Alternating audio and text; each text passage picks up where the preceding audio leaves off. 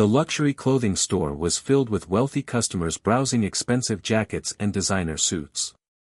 The air smelled of leather and polished wood, and the atmosphere reeked of exclusivity.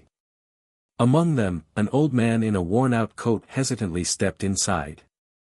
His hands trembled as he reached for a thick winter jacket. Before he could even touch it, a sharp voice cut through the air. "Sir, maybe you should try a thrift store," the salesman sneered, eyeing the man's ragged appearance.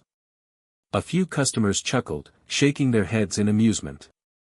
The old man lowered his gaze, embarrassment washing over him. I was just looking," he murmured. The salesman smirked. "Looking won't keep you warm, and neither will empty pockets."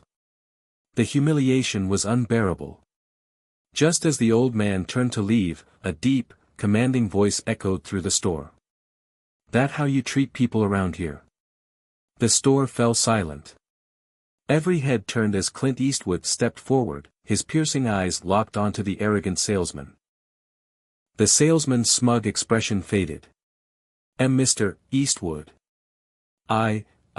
This man can't afford our products," he stammered, forcing a nervous chuckle.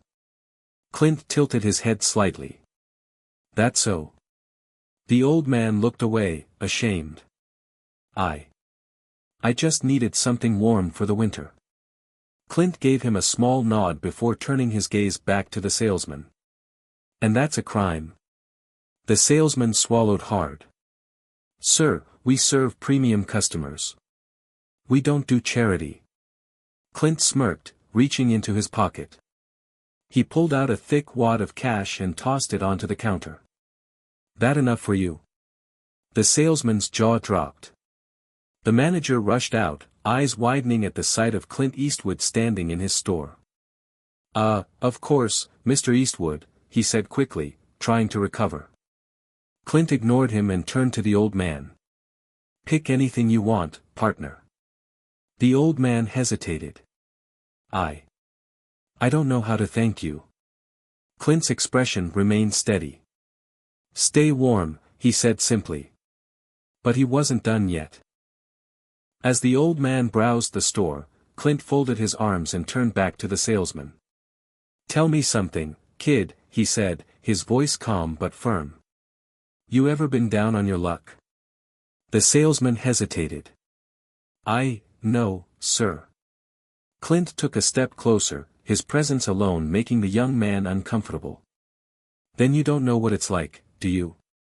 The entire store was silent now. Even the other customers had stopped browsing, their curiosity piqued. A well-dressed woman shifted awkwardly. "We all judge too quickly, don't we?" A businessman nearby nodded. "Sometimes we forget that kindness doesn't cost a thing." The salesman's face turned red. He glanced at the old man, who was now holding a thick winter coat. His fingers brushed against the fabric, a mixture of disbelief and gratitude in his eyes. The salesman swallowed his pride, took out his own wallet, and placed his money on the counter. "Sir, I shouldn't have treated you that way," he admitted. "This one's on me." The old man's eyes welled up with tears.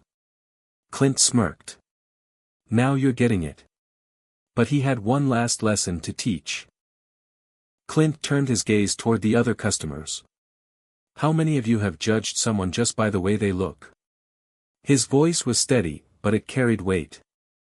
The store was silent for a moment before a man in a tailored suit cleared his throat. "I suppose we all have, without even realizing it." A woman in pearl sighed. "It's easy to ignore someone who doesn't fit in." Clint nodded. "But that's the problem, isn't it?" The manager stepped forward, wringing his hands nervously. "Mr. Eastwood, we deeply apologize for this misunderstanding." Clint shot him a sharp look. "Misunderstanding?" The manager flinched. Clint glanced back at the salesman. "You apologized. You learned. That's what matters. But next time, don't wait for someone like me to walk in before doing the right thing." The young salesman nodded, humbled. Clint then turned back to the old man. "How's that coat feel?" The old man clutched it tightly. "Feels like kindness," he said softly. But Clint had one more thing left to say before leaving. Clint took a slow step toward the exit before turning back one last time. The salesman stood frozen, still processing everything that had happened. "You're lucky," Clint said to him. "Some people go their whole lives without learning a lesson like this." The young man nodded. "I won't forget it." Clint tipped his hat. "Good. Just be better." The old man, now wrapped in his warm new coat, wiped his eyes. "Thank you, Mr. Eastwood." Clint gave a small nod before stepping outside. As he walked away, a kid pointed at him from across the street. "Hey, that's Clint Eastwood." Another man muttered, "He's still got it."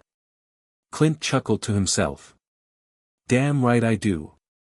With that, he disappeared into the city, leaving behind a store full of people who would never forget what they had just witnessed.